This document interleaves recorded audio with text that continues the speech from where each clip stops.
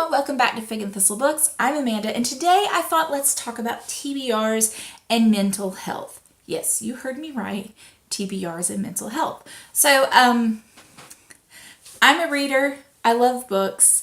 I think everyone gets overwhelmed by their TBRs, and I've tried a lot of different ways to figure out how to manage my TBR, which is to be read.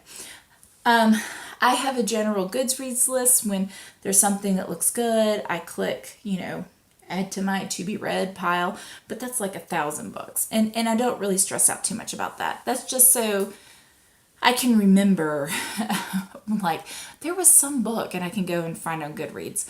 I've tried the pieces of paper folded up in a jar. I've tried Excel spreadsheets. I've tried joining challenges where it's like, this is my TBR. I'm going to at least read these 12 books. I've tried, here's my spring, 10 books I want to read in spring and 10 books I want to read in the fall, and try and divide it up by seasons. I've tried to say, you know what, I'll just join Buddy Reads, or I'll look on Goodreads and see what book groups are reading, and I get overwhelmed. So here's something you may not know.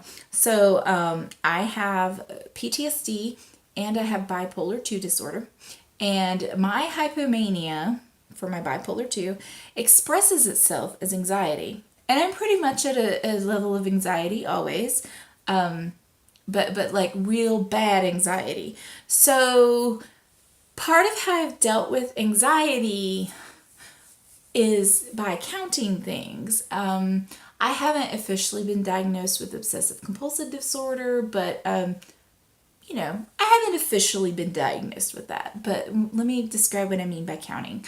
When I feel out of control or I feel overwhelmed, I will count things.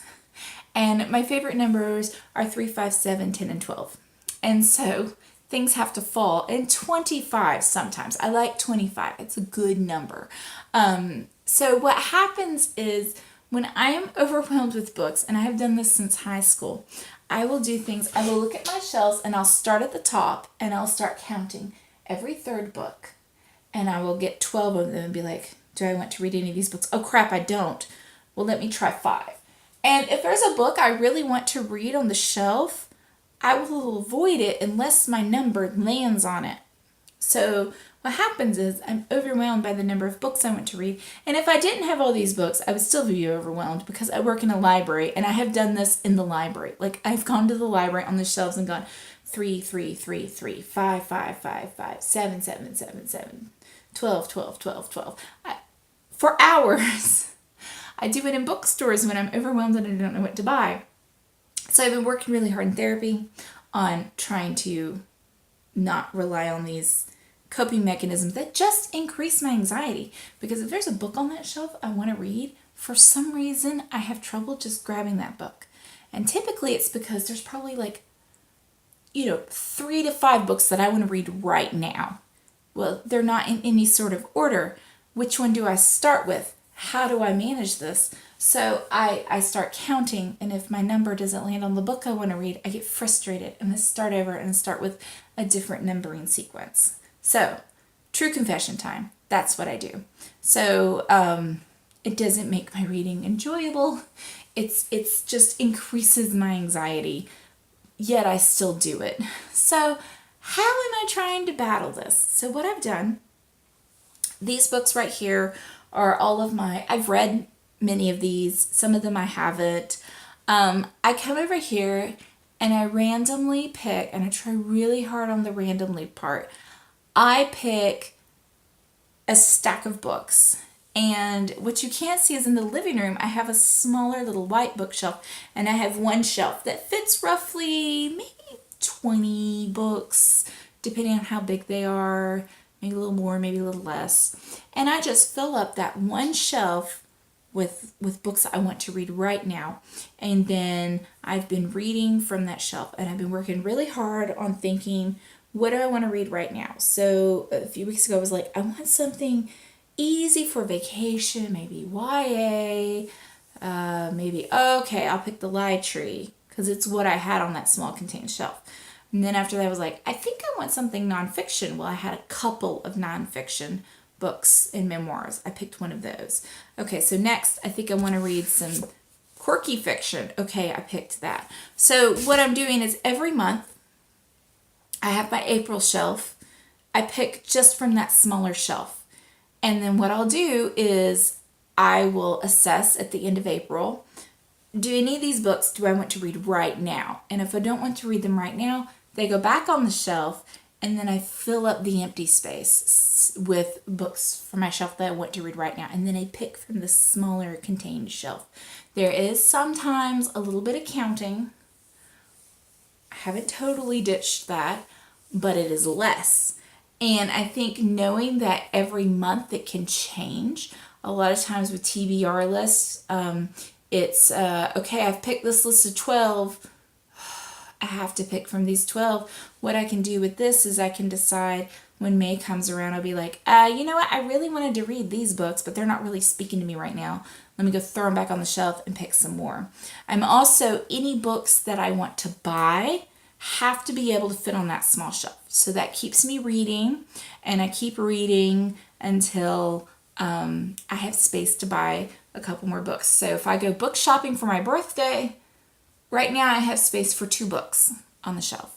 So I'm only going to buy 2 books, and I'm only going to buy books that I want to read right now because they'll need to go on that shelf. So I won't be super overwhelmed and wandering around a bookstore going, you know, every 5th book, is this something I want to read? Every 5th book, is this something what I want to read? I'm thinking about beforehand what kind of books I want to read, like what's kind of, you know, I'm in like a historical fiction mood, or I'm thinking I want in something modern, women's voices, nonfiction, and then I go in and I look for that. And so it is helping me get to reading and stay excited about reading, but it's also super helping me with my anxiety and with my issues with counting. So yeah, when I was really, really ill and not getting appropriate treatment, what happened was I was depressed in college, and they threw me on some antidepressants, and that kicked in mania, and because I have to be very careful with the antidepressants.